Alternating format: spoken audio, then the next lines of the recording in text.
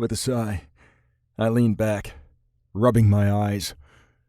The words on the screen were starting to blur, and I had to look at my phone to see I'd been dealing with a combination of reports and emails for almost 3 hours. As a rookie, I'd told myself that if I'd known just how much paperwork being a cop involved, I'd have chosen a different career. I told myself the same thing when I became chief. But I hadn't learned, despite things going digital. Sometimes I thought I should have stuck with the Army, but there were reasons I'd left that life behind. My eyes were drawn to the lower right-hand drawer of my desk, but I resisted the urge to open it.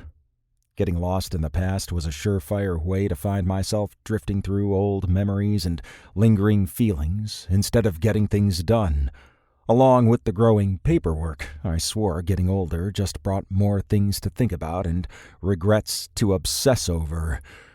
Ugh, I grunted, pushing myself up from my desk and walking over to the glass cabinet tucked in the corner. One advantage to being chief was it was perfectly acceptable to have a bottle or 3 of liquor nearby. You never knew when the fire chief or the mayor would show up, or, God forbid, some other government figure. Pulling the stopper from my favorite brandy, I poured myself a small measure. Despite enjoying the occasional glass, I wasn't fond of drinking a lot. Sometimes I thought it was just the idea of the alcohol that was enough, and it was a good brandy. It was a quiet day. I hadn't heard a phone ring in the precinct for over an hour. The same couldn't be said about my computer or phone alerts, but at least the officers under my command were having a peaceful day. Not that things happened a lot in Fairlake. Sure, small towns nestled in the Rockies weren't without their troubles, and Fairlake was no exception. Quiet and peaceful as it was for the most part, you still had angry drunks starting fights. And the town wasn't without its bullies and abusers, people who liked taking their anger out on their spouse or children. There was the occasional break-in, accidental gun firing, and things that happened when people got stupid ideas in their heads.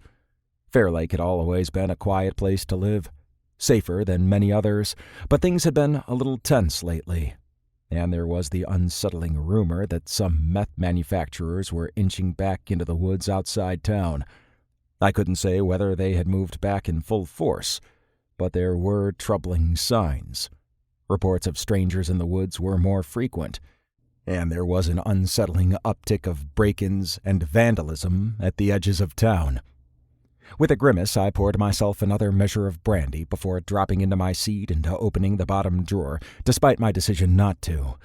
I stared at the worn frame holding the old picture. I was barely 18, my black hair without a trace of the white apparent as I crept into my late 40s.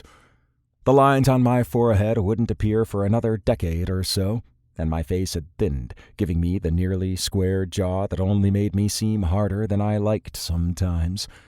Beside me, Troy was as bright and cheerful as ever as our arms wrapped around each other's shoulders. We were squinting, but even nearly 3 decades later, I could remember the exact shade of blue his eyes had been, and how they always crinkled when he laughed or smiled, which was most of the time. We were smiling in the picture, which I didn't do as often lately. We were both so excited to leave Fairlake behind, joining the Corps and eager to see what the world had to offer us outside this little town. Now I was back here, planted for life, while Troy was planted 6 feet under, in the box his grieving parents had chosen for him only a few years after the picture had been taken.